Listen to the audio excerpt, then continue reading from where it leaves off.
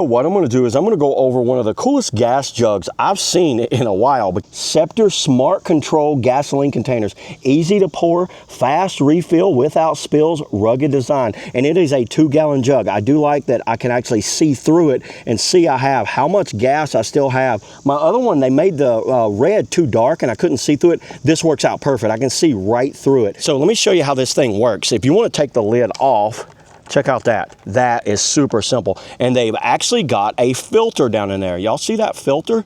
My other one didn't have a filter, so if you ever put any contaminants in there, watch how it just locks. By the way, you can turn this. Say if I'm doing like a car, I can turn it like that. And then to use this, very simple. You just pop that lid off right there.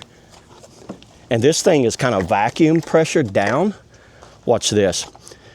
You see this little hook right here? Hooks in right there. So you grab it right here like that. The palm goes on this green. Now watch.